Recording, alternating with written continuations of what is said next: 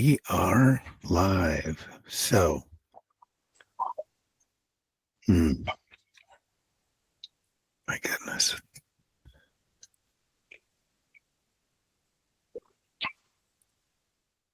All right. Rod, how are you, buddy? Doing good, man. How are you?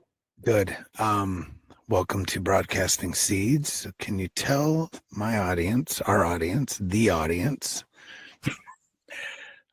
who you are and what you do? Right. My name is Rod Nichols, and I founded Bexar County Bigfoot around 2018, around March 2018, and started off just as like a lot of other people did. Growing up, Patterson-Gimlin film was just kind of the cornerstone of it for me, and then,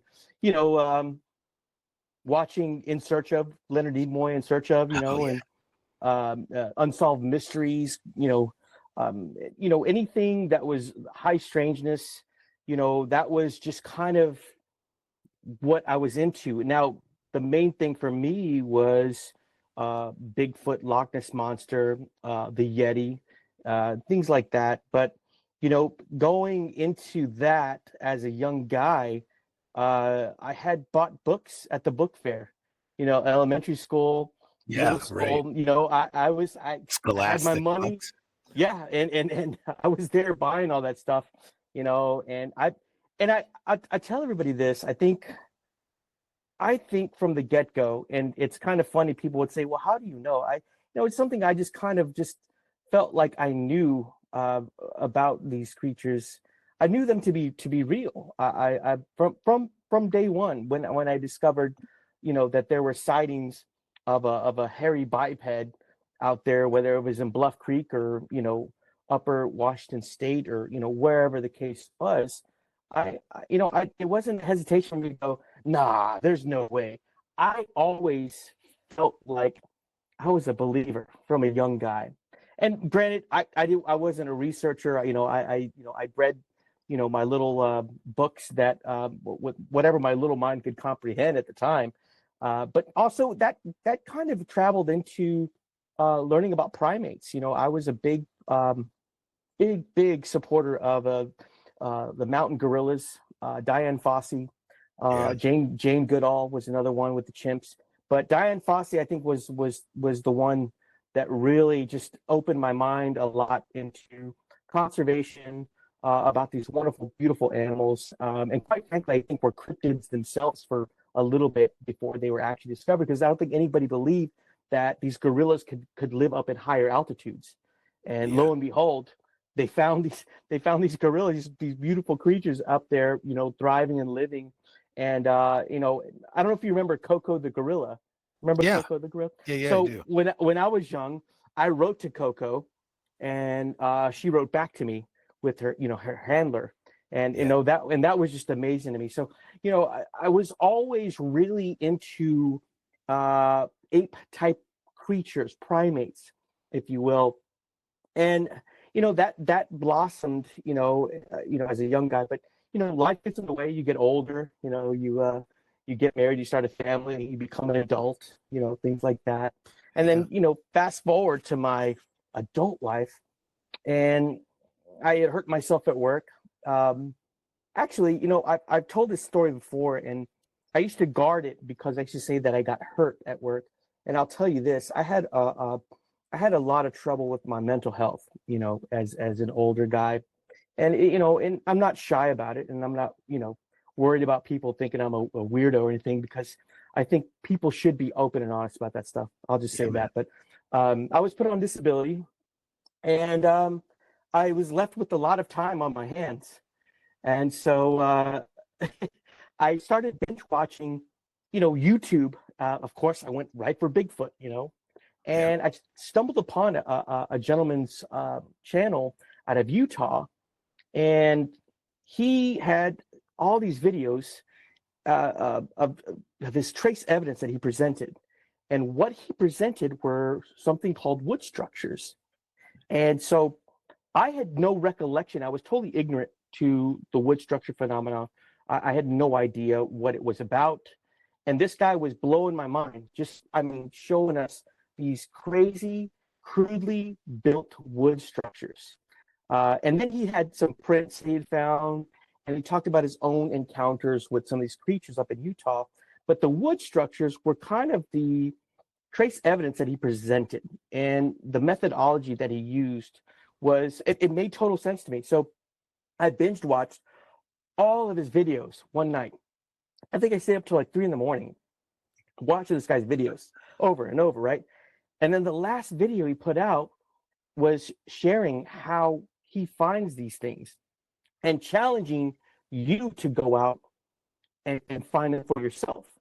You know, and the methodology was, look, if you have a creek or a greenway, a river, anything that runs in and out of an area where there's passage, and there's areas where you can conceal yourself, there's plenty of vegetation, and the habitat supports big game, and you've got a water source maybe 3-4 miles away in proximity from said creek or greenbelt or river, or not river, but that would be the water source already. But if you had these things and the habitat supports big game, then you may have a recipe for some cryptid activity or find some trace evidence. So what was the name of the channel? Do you remember? Don't remember, but the gentleman's name, and he has deleted all of his Sasquatch videos. What? Yeah. His and I'll tell you, his name is Nathan Rio. He's out of I want to say, is it Provo, Utah, or one of the cities?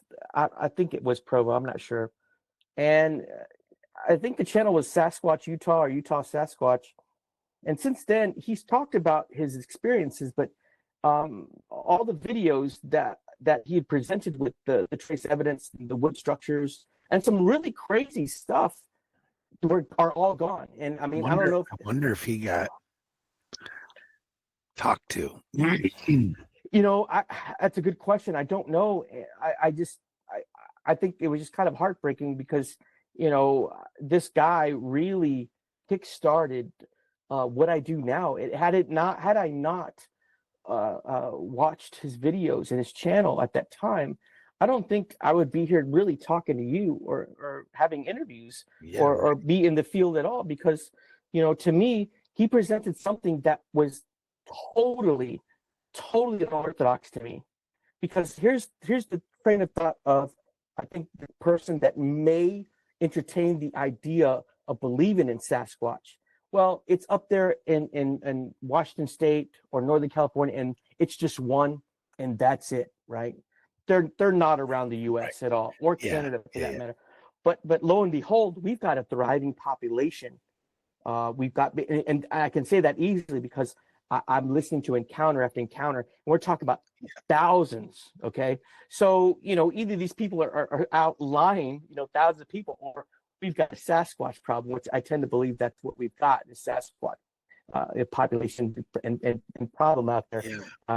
So that gentleman, for some reason, I guess he deleted his stuff, but I wonder. You never know. I mean, people, there's stories out there of, whether I'm trying not to get conspiratorial. Well, I don't care. Sure. Conspiratorial, that at the end of the day, there's people that I don't know, but I'm acquainted with, that have had encounters, not just with Bigfoot, but with what you would call like Men in Black. Not necessarily Men in Black, and I say Men in Black, but I mean like government types, or whatever, that have kind of like discouraged them from digging any deeper, especially into like national forests and things like that.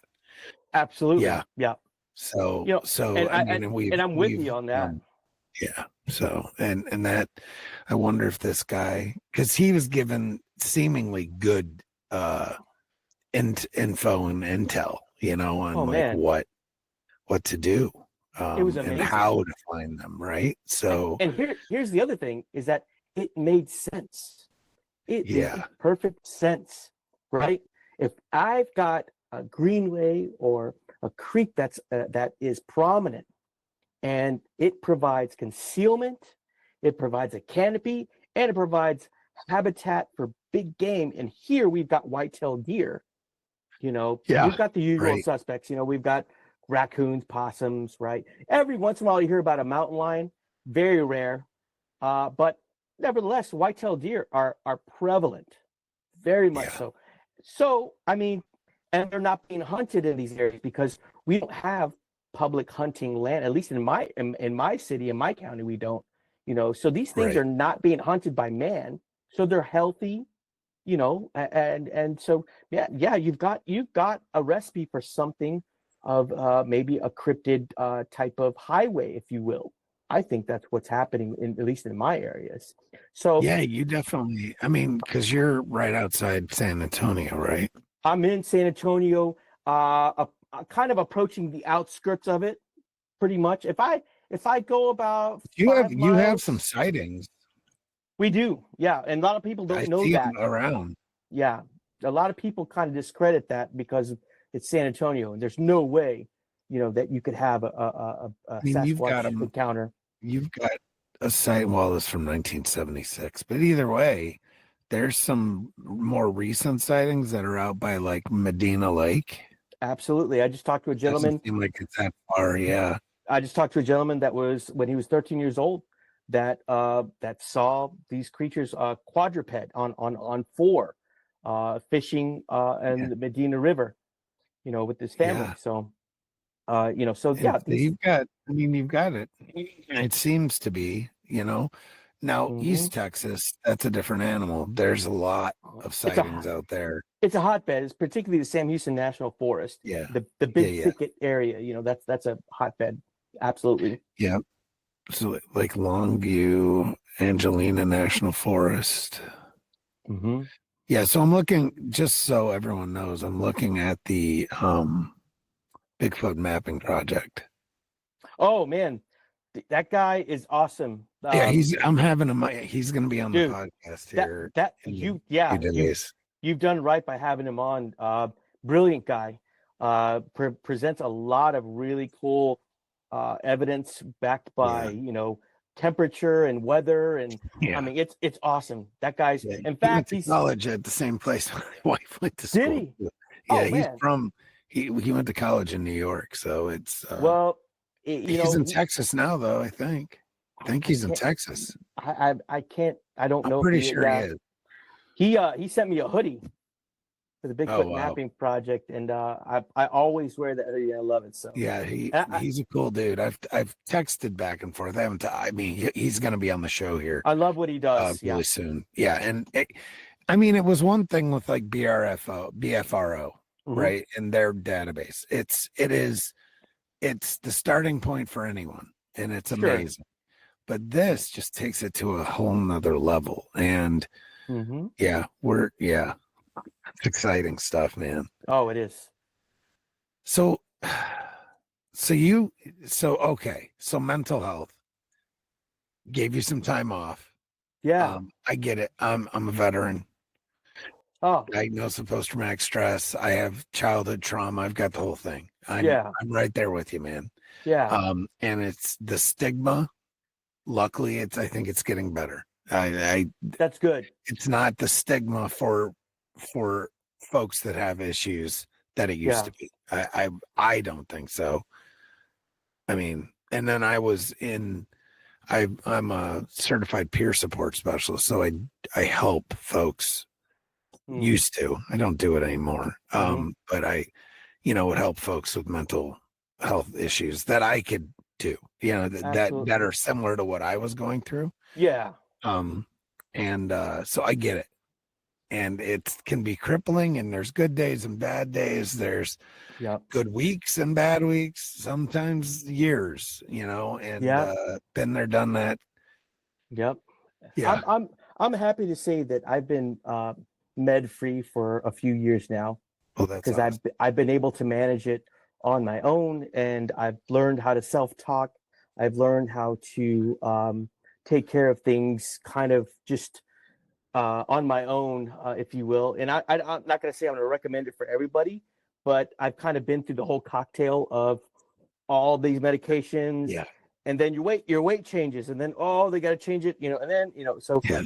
I've been through the whole thing, and it can be very frustrating and very monotonous and very tiring, and it sucks. So, but one of the things, I look at your Instagram page, and I can see, for me, it's the same. One of the things I do is spend time in the woods, and that's huge. I see that you're out quite a bit, so I love, man, and that really helps. I think me mental health wise as well. Absolutely, that's what I mean. It's straight off-gassing, dude. It's awesome. Yeah, and that's part of why I think what appealed to me about field research was that it got me out. And I think you'll find that when you're consistently out there, you'll develop a little bit better hearing, your sight, your smell. I mean, everything just kind of heightens, and it feels good. It really does. And even if you don't do Sasquatch researching, I would recommend even just trying to go out and just spend some time in nature a little bit, so it's very good for the soul. Where we're supposed to be. Absolutely. Yeah. Yeah, for sure. So encounters. So, going back to, how I started, I think that the wood. Yeah. So I asked him the question prior to, I clued him into what I was going to ask, but everyone's used to me saying, what got you into this crazy world of high strangeness and whatnot. And obviously his is Bigfoot. But, absolutely. Yep. That is exactly what got me in. Yeah. And I would have to say that, watching this gentleman's YouTube channel at the end, showing us the methodology, I went out the next day to look for a wood structure and found a wood structure on the same day. And that blew my mind, because I thought it was a hoax. I thought people were putting me on. I thought people were going to come out with a camera and it wasn't that way.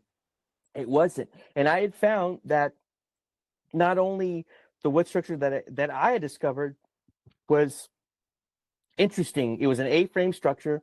It had some bigger pieces that were leaned up just like this on a bigger tree.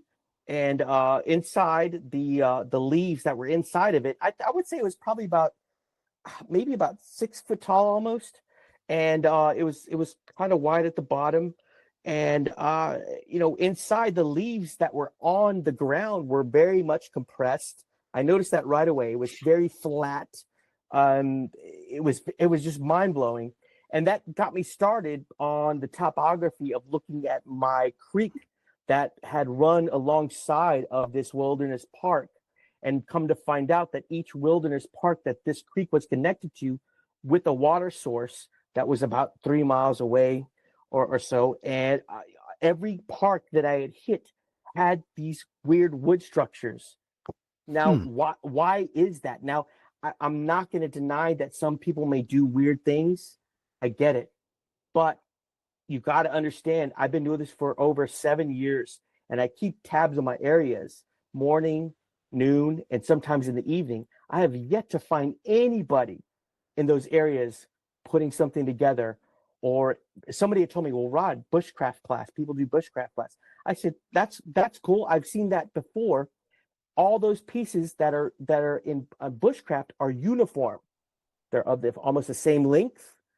There is something of a they're supposed to keep out elements. That's the whole point of that bushcraft type of style of building. These wood structures that I'm talking about do not keep out rain. They don't keep out sunlight. They don't keep out the wind. It looks like a caveman built them. It's very crude construction. I never really understood why they would. You know what I mean?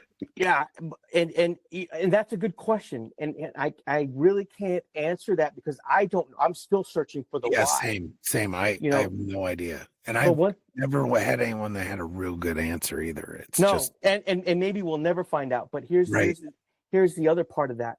If you listen to a lot of Sasquatch podcasts with people that are talking about their first person encounters with the creature, sometimes you'll hear them and they'll be like, yeah, I've got this piece of land, it's up against this national forest, and I saw this weird looking teepee thing on my property out in the woods, and didn't know what it was, and here's the creature. It's funny that these things are tied together. Almost always correlative, right? Right. So the idea that they are utilizing these things for whatever it may be, a marker. I don't think they live in them. I think no, right. I'll tell you this. I think and somebody gave me some flack about that, but this is just my theory, and I could be totally wrong. I think some of these are maybe used for the juveniles, the little ones, where they can put them in there and they're concealed, they're covered up. Mom and dad or whoever go do the hunt, come back with the kill, pick up the little one, and then back off to wherever they go. Even just like, hey, this is your playpen. You stay inside this, and this is what you do. You don't wander outside of here, right? Well, just like cubs of lions or whatever they have. Right. They'll stash them in spots and then they'll come back and get them later. That's a Exactly. good. I never really even thought about that, but that's a good theory. And I'll say the reason why I say that, Bennett, is because some of these wood structures that I found, because again, that if you look at my profile, that's what I present. I totally dubbed myself as the wood structure guy because that's a trace right. evidence that I present, and so now I'm looking at the type of wood. Are they broken off? Are they sawed off? What are the sizes of these pieces? What are the length? And I can tell you when I come up to some of these things and I'm looking at a 6 foot, 7 foot wood structure teepee, and the root system is still attached to these trees. Who in their mind are a humanly what kind of human can pull out a tree with the root system, a tree that's about 8 inches around, pick it up, and fasten it into a teepee with other pieces that are like sizes? That just doesn't happen. I don't think that there's one incredibly strong guy out there or a team of them just pulling out trees. So I can tell you that what piqued my interest, and it actually was what was like the straw that broke the camel's back on me reaching out to you. Mm-hmm. Was the video, the reel that you did on Instagram with the woven, it's probably 2 months ago, maybe you posted it. Uh-huh. But there was like this, I wouldn't call it a structure, but there was in between trees, there was this stick, sculpture almost, that had sticks woven together. Right. Okay. You know what I'm talking about? I'm trying to think because I post so much. So there's is it like a ceiling type of no. There's an it's all woven. Well, it looks like there was 2 of them next to each other. So you had one that there was a big tree that had stuff leaning up against it, but then there was something there was an A-frame, but then there was something right next to it that had woven stuff into it. Now, the reason I say this, and me and my research partner call it the Blair Witch Project, is what we call it, because literally we had a spot and it looks very similar to the woven thing. We had a spot only about 200 meters from his house. Yeah, I believe it. And we've had experiences with Sasquatch coming up to his house. So either way, it's crazy. But it literally looked like, the stick things that were hanging from the trees in Blair Witch. Yeah. That's exactly what it was like. And we were like, what? But it was woven sticks. It was crazy. So very similar. I was like, this guy's dealing with stuff. He's seeing things that we're seeing here too. So here's another piece. There's another thing that I always tell people, look, how come I can present a wood structure in my area in Texas, and then somebody in upper state New York Yeah. or in Oklahoma can show me, Rod, I'm finding the same things.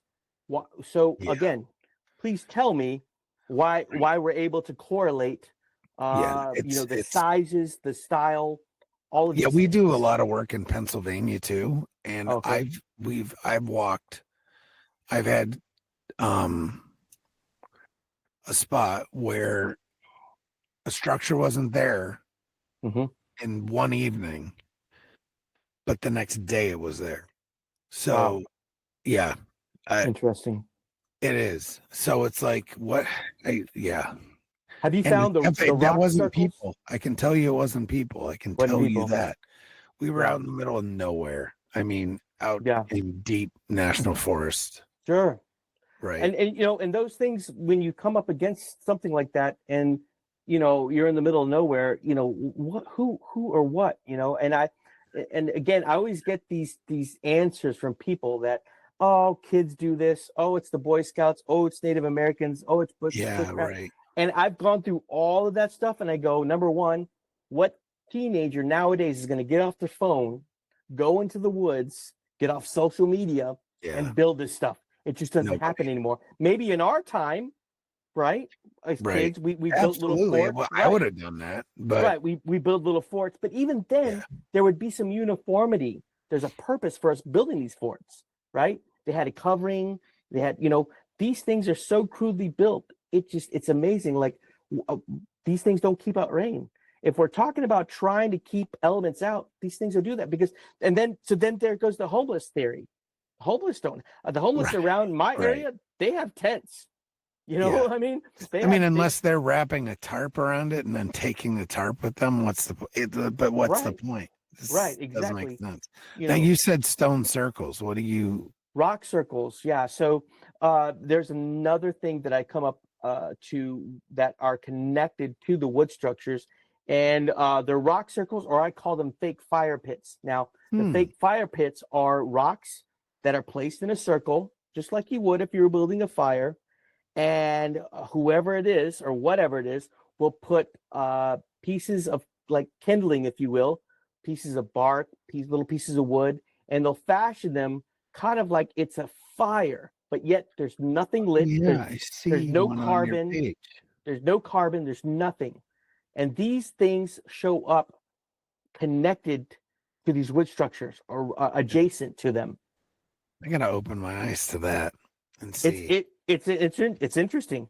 In fact, a kind of a guy that influenced me a lot that I don't think gets enough credit. His name is Christopher Noel, and he's out of Vermont. He's written several books, and he's had like a little documentary on YouTube. About rock circles. Professor? I don't know if he is. I feel like there's one where he, like a documentary, a little bit maybe, like he was out in the woods and he was hearing bird call back and forth, and I don't know if this is the same guy. It might be. Okay, Christopher Noel, you said. He's somebody that really kind of took me under his wing because he saw what I was posting on a Facebook page that was connected to that gentleman from Utah, and so he was like, "Man, you're finding some crazy stuff. Like, let me tell you what I find, and let's compare notes." And he's the guy that gave me the first interview ever. Like, he was the one that got me from the beginning. Like, he helped me out a lot. So that's a guy I think I would reach out to if you wanted to have another interview with somebody that's in the field. Yeah, for sure. He's a brilliant man, and he's super nice, and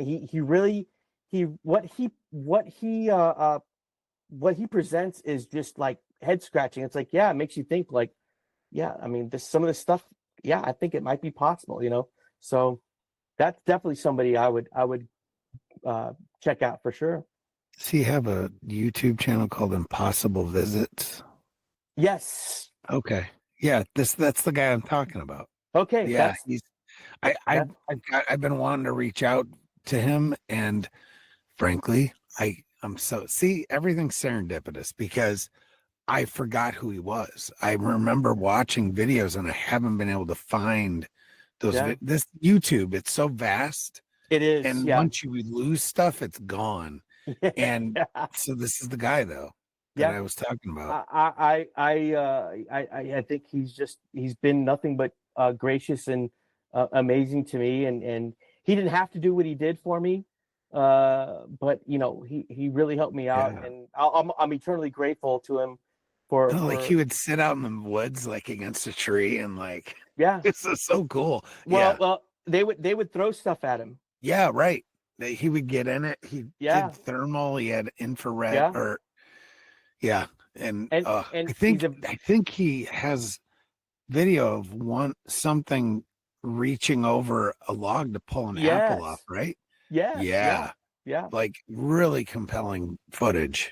I think just a brilliant man and an author. I haven't really sung his praises in a while. But thanks, man. I really think he's really been looking for this guy. No kidding.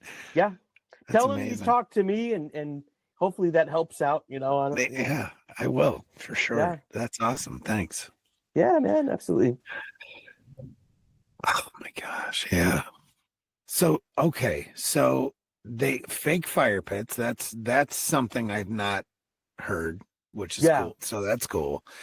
Because I live in a place with a lot of stones, man. Like, and it's nothing to like walk through the woods and just see stones. But now, you know, you open your eyes to something, and now I'll probably see stone circles everywhere.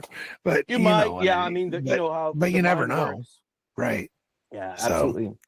Well, if you look at, again, going back to Christopher, he has a video, a short documentary, and I think he's got some of my video on there too of me documenting these fake fire pits because he felt like it was something that was important to bring to the forefront of Sasquatch research because people all over the U.S. find these fake fire pits right next to, you know, these wood structures. And so again, there's no carbon, there's no fire lit. It's like they just simulated some type of, you know, fire pit and just left it like that. And it was really odd, very odd. But you know, there's other rock circles that I found that are giant, and maybe it's people, I'm not sure. But what the crazy thing about it was that some of these, and maybe you could find the video on my profile. There was one I think I had posted of this rock circle, and inside the rock circle there were various wildlife bones, animal bones in it. And I thought maybe that was, I felt like maybe that was more of a witchcraft thing. I don't know. But again, I found it really interesting that it was close in proximity to these wood structures, you know. So again, yeah, for sure. It's almost like mimicry, right? To an extent. But it really is. But it's like, what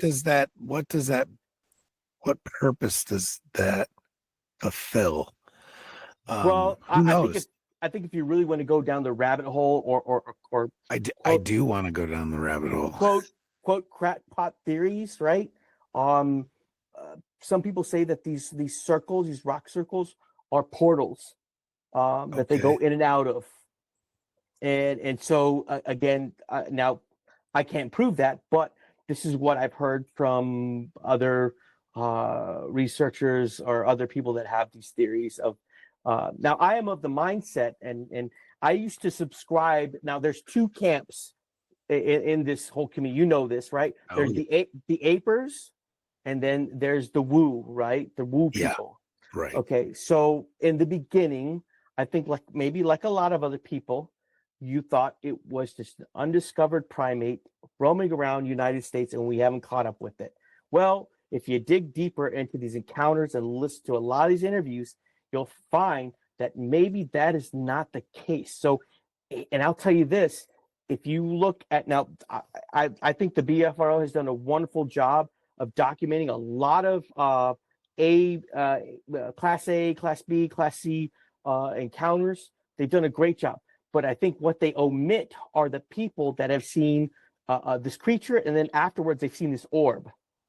Yeah. Right? Or hey, I saw the creature and it disappeared right in front of me. Okay, what do you do with that? You know what I mean? Right. Or Or like literally getting like dropped off by a UFO kind of thing. or something, right? Yeah, or So something. how do you explain that, right? So Yeah. I think some of these people that are coming forth, and I tell you what, it takes it takes some bravery to go out there and tell your story, as Yeah. crazy as it sounds. For what? What are you trying to gain out of this? But most of these people don't want to gain nothing. They're just trying Right. to tell the story, either A, to get it off their chest and make them feel like they're not crazy because they're not, and B, because they want people to have this information because it may have happened to somebody else. And nine Yeah. times out of 10, you'll find that it has happened to somebody else. Again, so what do you do with these encounters? You can't omit them and not shed light on it. You have to really look at these encounters and go, what is really going on? I tend to believe that these creatures are of the supernatural realm. I do believe that they may have the power to cloak. I do Oh, believe absolutely. it goes beyond our understanding. Little interdimensional I think so. something. I think so. And I'll tell you this right now, and this is because of my faith in Christ. Okay, I believe that they are remnants of the Raphaim, which are Yeah. remnants of the Nephilim. Yep. And if Yep. and if I'm right, then that means we're dealing with supernatural. We're dealing Yes. with spiritual things. I mean, for me, that's just as good a theory as anything else. There's multiple stories throughout of different folks that, especially with the mind speak, right? And Sure. and a few folks that I've heard of that have told their stories of the mind speak is that the entity will call themselves oh God, it just clipped right out of my brain. Starts with an E. It's not Elohim. But it's along those lines. Okay. Yeah. But it's like kissing cousins with the Raphaim, Sure. like that kind of thing. And what the heck is the name? Damn it. Yeah, I think I understand what you're talking about. Yeah, but basically they'll say that's what I am. I am one of these things. Right. And that I can't remember, the one woman was saying something that it was seeking salvation, or something along those lines. Wow. Right. And that it was like a lot of them, like a lot of us are not good. We're bad, but yep. There's a lot of us that are seeking salvation because they even believe in Jesus. Right. And at the end of the day, I'm not sure that they can reach salvation, but you never know either. I don't make the rules. Yeah. He makes the rules. You're right. So, you're right. So at the end of the day, he might have a point where, I don't know. I really wish I could remember the name of that. It'll come to me and I'll probably put it in the show notes and be like, this is what I meant. I think I've said that before, remnants of the Raphaim, and somebody had said, well, they got wiped out in the flood, Noah's Ark. I said, well, who's to say that the fallen angels came back? Well, yeah, and had more right. All the Raphaim are just the giants after the flood. So it doesn't mean that they're from remnants. It just means that maybe, the same angels or rogue angels decided to make more, or whatever. I mean, they found our women to be beautiful and they copulated with them. And then we've got these giants, As we know, we don't know anything. That is line. very true. We don't. Everyone that thinks very that true. they know stuff for sure, 100%. Yeah. Other than what's going on in your brain and in what you've got going on in your heart, you don't know anything about anybody. Sure. That is called humility. Exactly. And as soon as people get more, drop the ego and have humility and understand that we don't control any of this stuff, and to think that we do is just arrogance. You are right, brother. You are right on. Right. I'm with you 110. I put out a video not too long ago about, giving advice to the younger field researcher going, hey, look, you're going to make mistakes. You're Yeah. you're going to misquote. You're going to maybe assume something and it's not true, or whatever the case is. It's okay. Yep. It's okay. Because guess what? I'm right there with you. And some of the most tenured cryptozoologists and researchers aren't always right. They're just people, just like we are. Oh, yeah. And the funny thing is like you think you're going to go out and you're the one that's going to find the answers, right? Yeah. And you've got all this camera equipment, you've got all this shit that you drag along with you. And most of the seasoned folks that I know, they don't even carry a camera anymore. They do, but they don't film. They don't whatever, because that's a sure way not to see anything. Right. And I mean, I use trail cams as like deterrent. That's what I use. Like I set up my tent at night and I've got 2 trail cams, one facing this way. Like I put up camera traps like overlapping fields of fire and driveway alarms. Yep. Just to keep them off me, because I don't want them messing with me while I'm trying to sleep. That's a deterrent, absolutely. And since I've done that, I've never had an incident. Good. But I've had plenty of incidents trying to get pictures where I knew there was a Sasquatch. Absolutely unequivocally knew there was a Sasquatch. Of course. iPhones went dead, recorders went dead, everything goes dead. So I have a story about that. Yeah, go ahead. So so this gentleman reached out to me about 2 years ago, I think. Yeah, about 2 years ago. And he said, Rod, my daughter was walking her full-grown huskies on this paved trail. She's doing exercise, what have you. And this area is heavily wooded. And it just so happens the creek that I'm talking about, that I've been researching, it runs right into that park, right? And this is on the very south side of San Antonio, going toward on the outskirts, almost on the outskirts of San Antonio. So we're going almost out of the county, Bexar County, right? Yeah. So he says, hey, this is what happened. My daughter was walking her huskies. I believe it was probably getting a little dusky, and something behind this thick brush vocalized at her and the dogs, and it vocalized so intense that the brush shook, and the dogs cowered and wanted nothing to do with whatever it was. They said, normally these dogs, they'll fight anybody. They don't care. They'll protect their mom.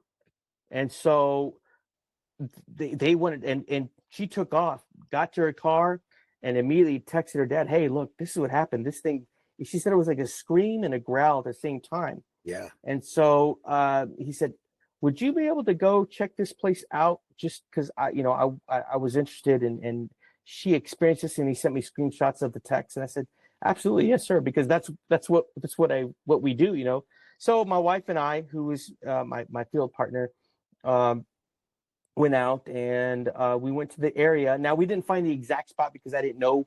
He just described it as she did. Yeah. So it was like first person, second person, all the way to third person type of thing. So, but I knew the area, and I knew kind of where he was talking about. So we went out there. We found an area that was just really overgrown. It was beautiful. And at this point in the creek, now you got to remember the area that I'm at the creek. Now the creek I'm talking about is called the Salado Creek. It's a very historical creek in San Antonio, and it literally runs from the northern part of San Antonio, central north, all the way down outside San Antonio into other towns. So again, you've got concealment, you've got whitetail, you've got everything. I mean, it's like a highway. That's what it is, right? In fact, yeah, right. The Native Americans used Salado Creek as passage in and out of San Antonio. Makes sense, right?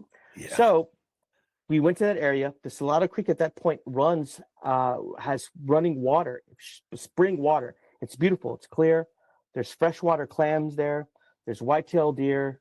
There's everything's overgrown. I mean, it's a beautiful canopy.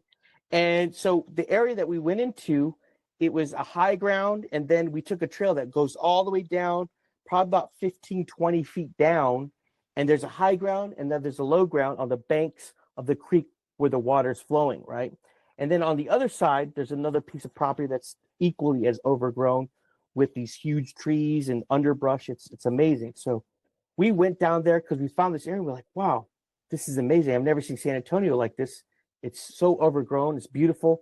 We were just taking in the sights and walking. And then my wife decided to do a couple of knocks. Now, I typically don't do that, but in this case, I thought, well, let's try it out. And, I am of the mindset that I don't really try and do that stuff because I don't know what I'm communicating that creature.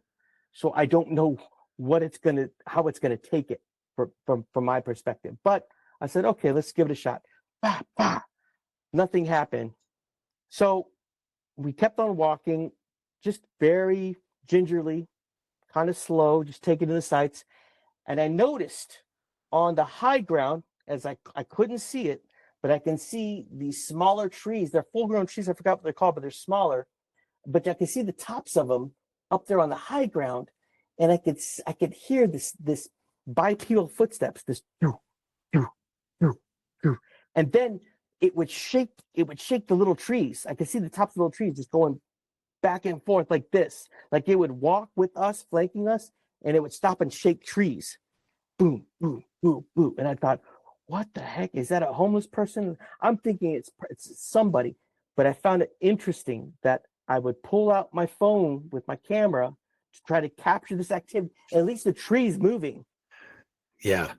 And as soon as I pulled out the camera and started videoing, it stopped. I put my camera away and it would start. Wow. But this thing flanked us from this side, right? Boop, boop, boop, boop. And I would try to no, nothing happened. And then on the other side of the creek, of the water, all of a sudden we heard two vocalizations that were so deep and low and resonant that I don't know of anything in our town indigenous that would make that type of vocalization. It was like I had described it before as like an 808 bass hit resonant. Yeah. Right. With a deep growl, like ooh. Almost like infrasound, like you can feel it as much as you hear it. Yes, and it sounded like it was right there.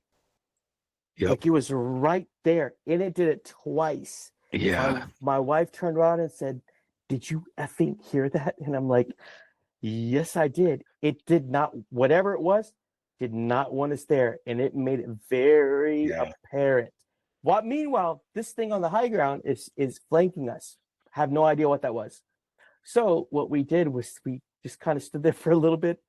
That vocalization goes right through you. It's like you're nothing, and it was very, very eerie, and to me, to be quite honest, very scary. Oh yeah, because there's nothing you can do, and you know it. Nothing, and now you understand you are not the alpha.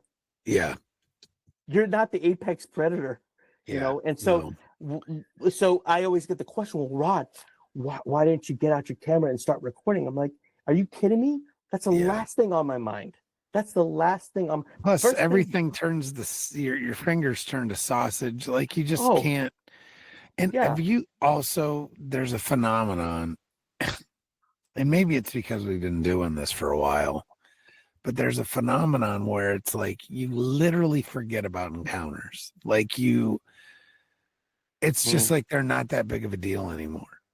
Does that make sense? Kind of like you're like, oh, and remember, I remember this happened to me, and but you don't. It's not like sitting right on the, front of your brain. It's like you almost. It's almost like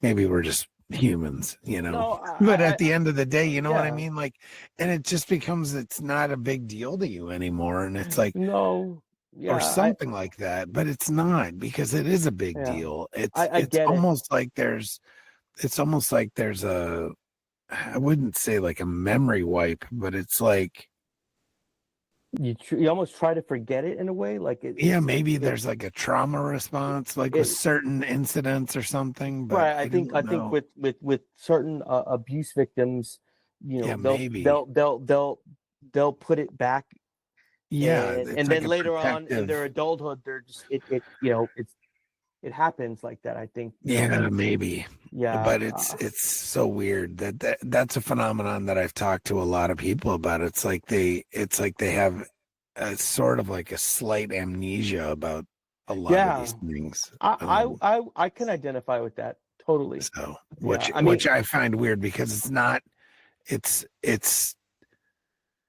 pretty prevalent. And we're talking about people that from all walks of life. It's not like, some are, and it happens to a lot of people. So well, I think what happens is that we try to rationalize. Maybe so much. The wheels are spinning so much that we cannot rationalize it at all. Yeah. So it gets put on the back burner. Yeah. So that's probably what it is. Because I literally, like with my wife and kids too, I'm like, well, hey, come out with me and I'll show you and you'll experience it. Because I've almost always had someone that I've taken, like my research partner, first time we went out, we got knock responses and a whoop.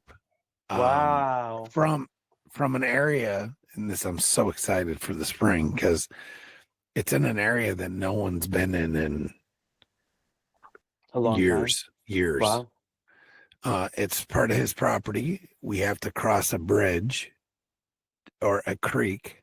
So a creek, and it's within 5 miles of one of the biggest salmon fisheries in the country. Makes sense. Yeah. And there's deer everywhere. Easy meal. Oh, it is. And it's the backside of his property. Yeah. And I'm telling you that a Sasquatch tore the bridge down. It's what we call it, Broken Bridge Research Area. Oh, wow. And it's because he had a bridge crossing this creek. Mm-hmm. And I'm telling you, something tore it down. It didn't just fall down. Right. So, no, yeah. I'm with you. Yeah, I mean, I can't wait to go over there and see just what's there. That sounds tremendous to me. Because every time we get responses, it's coming from over there. And whenever we get encounters on this side of the creek, it's coming from there's a couple crossing points. Wow. And that's where it's coming from. It's crazy. But either way. Interesting. Very interesting. I think that if you find yourself really listening, really actively listening to Sasquatch podcasts and interviews with people that have encounters, you'll find that the common denominator is that, especially with hunters and especially with people that are outdoor people, you'll find that the common denominator is a creek or a river. And why is that? Well, because those present a highway and a way in and out of the area. Now, I can't just go up to any patch of woods and go, Sasquatch activity is happening here, because the property has to make sense. It has to make sense. There has to be passage in and out. Well, there's also energy pathways when it comes to water as well. Water is a conductor. Yeah. Absolutely. So if we talk about that side of it too, it's not just necessarily the water. It's because almost all ley lines have something to do with water. Same with thin spots in the what I would call the veil. There's almost always some sort of correlation with either underground water, like groundwater, or streams or rivers or things along those lines. There's almost always, that's not the rule, but it's usually it's enough to be a correlation for sure. It's funny you say that because San Antonio literally sits on an underground cavern. Does. And it's got a lot of water. And that's where we get our water. It's called the Edwards Underground Aquifer. Now, here's what's interesting about, and my theory is this. The creeks are used as a highway, and some of these creeks are what you call Edwards Underground Aquifer recharge zones, meaning that is where the water is soaked into the ground. It goes through that whole system. It goes into the aquifer underneath our feet, right? Which means that there are caverns and there's a cave system. There's a ton of cave systems in and around San Antonio. They've even got a cave a society in San Antonio because we've got a lot of caverns. Now, my theory is this. I believe that they utilize these cave systems, and we don't know as a city every nook and cranny of this cave system. We don't. It's impossible, because here's the other part of it. That cave, that Edwards Underground Aquifer, stretches from San Antonio all the way to Austin. That's an hour's drive. Okay? Yeah. So we're talking about an extensive cave system. So again, you can't tell me that the city or the county knows everything about these cave systems, because we don't. Yeah. And I think there's an opening that we may not know about, where they can go in. Yeah, it makes sense to me. It really does. You guys have some intense water too. We've got hard water. So there's that one. All right, so a friend of mine actually died trying to he saved some drowning kids there in San Antonio years ago. Sorry to hear that. Yeah. 2016-ish, I think. Okay. Rodney Bontello was his name. He was a Marine, jumped in the park that's downtown, that's got the there's those, it's like rapids basically. Mm-hmm. And he jumped in, saved two kids, and ended up getting swept away. But yeah, man, you guys have a lot of water. We do. And it literally the city literally sits on an underground cavern. That's insane. And so there's areas in the city where you cannot build a gas station, because you would be putting those tanks in underground caverns, which is a no-no for the ecosystem. Yeah, right. So again, I don't think people really realize that our city is kind of almost prime territory for cryptid activity. Yeah, it's like an underground highway almost. So it really is. If we're going to talk about Hollow Earth and all that stuff, well, man, we've got that going. I think we've got to some extent that going on as well. So, it's a very interesting city. It's a very interesting area. So, and and look at the topography of the Salado Creek and look how vast it is, and look at all the wilderness parks that are connected to that. It's what is it called again? Salado Creek, Salado Creek. Mm-hmm. Okay. Told you, I take a lot of notes. Yeah, absolutely. Just because I like to do my own research too. So, do it. Check it out. Yeah, man. Wow. So where else do you go anywhere else, or do you just go local? Like, have you ever gone? So for me right now, I am local. I kind of tend to look at my areas that I've kept up with, because some of these wood structures evolve. Some of them get knocked down and then they're built back up. And I like to document the evolution of these things, year after year. It does get a little monotonous, but I do think it's important to maintain documentation. You gotta have your area, man. Right. I do like to go. We have gone out to Palmetto State Park, being a friend of mine, Ryan Edwards, who's another cryptozoologist, one of the youngest cryptozoologists. He's out of San Antonio as well. A good friend of mine has gone out with me as well, because we've heard of these encounters with an alleged Sasquatch out there. And even if you look into if you go to the office where they've got the rangers there, the the people that tend to the national forest or whatever, they've got like Bigfoot T-shirts and things like that, and Yeah, right. And so, but yeah, we've gone out and done some poking around.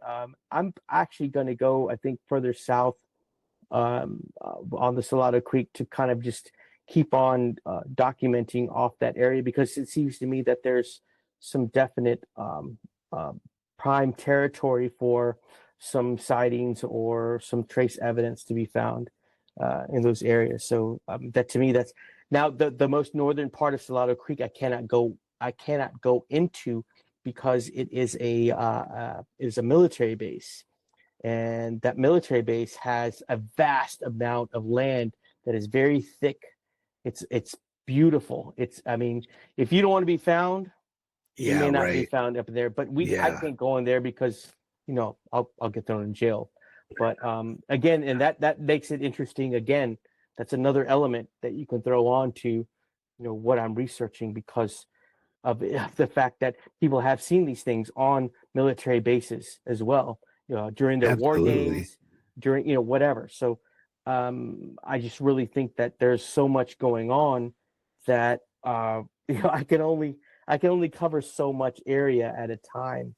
But I tend to stick to that particular creek, and then there's another creek called Leon Creek.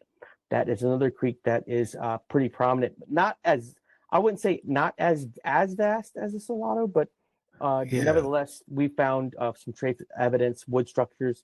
I've seen footprints. The hard part about footprints with us is that we've got very hard ground. We've got what's called hard pan ground. It's got a bedrock underneath the soil. So in order to capture a footprint, it's very rare. And I think in the field, to be quite honest, to capture a footprint, it's tough for any field researcher to find as well. But I would agree.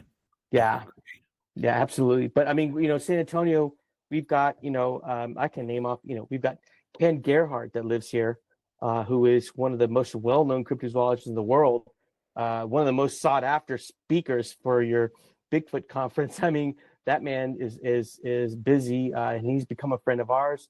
I've got Aaron Dees from Small Town Monsters, who is a well-known author with Small Town Monsters, and he does create content. I'm actually in the first book that he put out, which is the Dogman Triangle, Werewolves in Texas, because I had found a print that matched up with a alleged Dogman that I put in there, and he's actually put that print in the documentary movie as well. So, you've got people here in this town that that are people that are known in the community and doing stuff, moving and shaking, right? Yeah, man. I mean, I'm just a dude out in the woods. I'm the knucklehead out in the woods, just kind of hanging out. Just, hey, y'all want to look at wood structures, or nothing real serious there. I don't know, but yeah, I mean, yeah. Oh my gosh. So have you had any other encounters other than have you ever had a Class A encounter? Never had a Class A at all. I think going back to not really being in the field at the time, I literally live on a stone's throw from the Salado Creek. In fact, so you literally can walk out your door and go into your research area. I can, absolutely. Oh, that's amazing. And that's what's really cool. I mean, I remember coming home really late at night, and I think it was around 2:00 in the morning. This was a few years ago, and closing my car door, walking to my apartment, and I heard a blood-curdling scream that sounded like a woman being hurt, and it was loud and resonant. And I thought to myself, "You need to go help her." That was my instinct. I run. I'm the guy that runs into the burning building. That's just who I am. So I start hauling over there, and I'm hearing this, what I think is a woman, just loud screaming. I get to the edge of the creek, and something in me just said, "Hey, don't do that. Go back home. Like, you need to go now." something just stopped me right in my tracks, and I left and I went home and I thought, well, that was really weird. And I thought, well, maybe it's a fox because foxes can Foxes do produce, make some weird right. sounds. But this thing had some guts to it. It had some wind. To my knowledge, a fox doesn't sound that loud and resonant of what I heard. So I was like, okay, well, I don't know. I just wrote it off. And then, later on down the line, as I began as a researcher, I couldn't sleep one night, and I decided to go out on my back patio and just hang out. It's about 3 o'clock in the morning, and I heard something that sounded like a siren. It was like a woo, and I thought, well, Yeah. it's just the ambulance going by, or fire truck or whatever. But yet I saw no lights. I saw nothing, because I can kind of see the main road where I'm on. I saw nothing, and I thought, what? That's weird. There's no. And then I heard again, and it was loud, right? I thought, what the heck? Where's the car? Where's the emergency vehicle? I have no idea where this is at, And so I thought, well, I'm going to go out and try to record this, because now I'm thinking these are loud whoops coming from the creek again. Yeah. I got out there and I started videoing, and I kicked myself because I can't film the video. On a side note, I sent it to Christopher, actually, Noel. But anyway, I'm videoing and I'm hearing these whoop, whoop, like really loud, right? And I get to a spot at the edge of the creek where there is a light post, like they have in the complex, like these lights, right? And something started throwing rocks at me, and it threw a rock, and I think it meant to hit me, but it hit the lamppost, and it went ding, like really loud. Yeah. And at that point I thought, oh, I'm out. Like I'm out. I'm done. Yeah. I'm not gonna try and look any further. So no.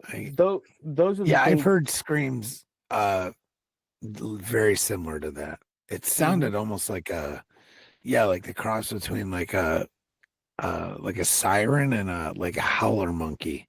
It was kind very of like elongate. Like it was it was very, whatever it was had lung capacity.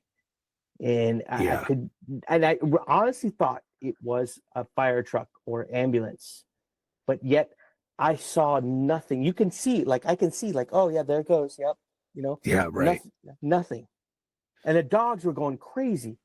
Dogs were going nuts. It was insane. So, what it was, I don't know, but I have a good inkling of what it was. I just can't prove it. Now you do, right? Yeah. Yeah, absolutely not. Yeah. Yeah, for sure. Yeah. Wow. Yeah, and I get when you say, you were telling the story earlier about the dogs cowering. Yeah. My research partners, that he's absolutely been bluff charged in his backyard, and his I told you earlier, he has two Great Pyrenees, and they're monsters. Those are monster dogs. Yeah. And they both were like, nope. And they bark at everything, man. Yep. And I also told you that something's come up to the house, and they bark. Like I pull in to the house and they're barking. They did not alert him that something was there at all. They were just they were quiet. It's almost like that, or it's almost like, there's some communication going on there, like or something. You never know. Right? Yeah. Who knows? But these dogs are like guard dogs, and they don't guard against these things. So, oh no, not at all. Yeah. And these are monster dogs too. I know I've seen Great Pyrenees before. Yeah, they're huge. Yeah, they're big dogs. And and like I said, all you ever hear is roo, roo, roo, roo, roo. But if it's these things, that's this kind of like a clue. He knows that something's around if they're not barking, and something's going on. It's crazy. Definitely something's going on. So, yeah, craziness. I love it. Yep. Well, man, this has been a good conversation. We absolutely it took us a bit to get here. No, it's okay. Yeah. All right. All good, man. All good. But I think it was worth it. It's awesome. I believe so. And I would definitely love to do another episode in the future. Anytime you want, you let me know. Yeah, man, for sure. Absolutely. So where can we find you? So I'm most active. All the shameless product placement you want to. So go right ahead. So I'm going to tell you this right now. Like, this is these great people at the Soul Squatch. Very amazing people. Yeah, I'll I put give a shout out to them. Absolutely. In the show notes. On Instagram, a good field hat, great products. So I encourage everybody to go out and support small business. These people are great, and they're very amazing people. They've been so good to me. So I'm going to give them a shout out. But if you want to find me, I'm on all the socials. TikTok, it's Bexar County Bigfoot, BEXAR County Bigfoot, all one word. And then Instagram, same thing, Bexar County Bigfoot. And then Facebook, I have a private group called Bexar County Bigfoot. And that's kind of where you have to answer the questions to be a part of the, because you've got all kinds of craziness going on and people are just, whatever. So I like to vet a little bit of now it's a smaller group. It's probably a little over 500 people. And I like to keep it that way smaller because, I really, I'm after quality and not quantity per se with right, that. For sure. So, but I do have two other groups. One of them is Bigfoot 101, which is, I think, about almost 5,000 members. And then I've got South Texas Monster Hunters, which is, I think, about almost 1,700 to 1,800 people as well. You could find some of but the main thing that the main social I use the most is going to be Instagram. So it's been a great platform, and I utilize it a lot. So if you want to find me and talk to me, you can message me with any of your questions. I'm happy to answer them. And I'll tell you this, there's no encounter that's too out there for me. I want to hear it all. I don't ridicule, I don't judge. So if you've got something, please let me know. I'd love to talk to you. Absolutely. Again, man, thanks for coming on. Yeah. Awesome episode. Thank you. I appreciate it. And we will talk again soon. Absolutely. Thank you. I got bad thoughts that make my mind scared, hold me hostage and they don't fight fair. Who gon' pray for me and wipe on my tears? Who gon' save me if you not right here? Move this darkness and make my sight clear. Take me your way cause I don't like here. Ghosts of my past, they fill in the night air. Wake me up, I'm trapped in my nightmares.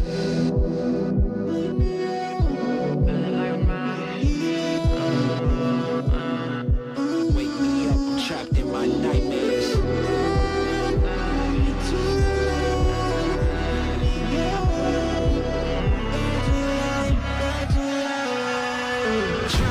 Drowning, I'm off the deep end. Apparitions of all my demons. All my thoughts are committing treason. All alone, who gon' hear me screaming? Manifestations of my fears. Regrets that stretched out for light years. Can almost touch the light, homie, it's right there. Body free but trapped in my nightmares. Wake me up, don't let me drown. All the lights are fading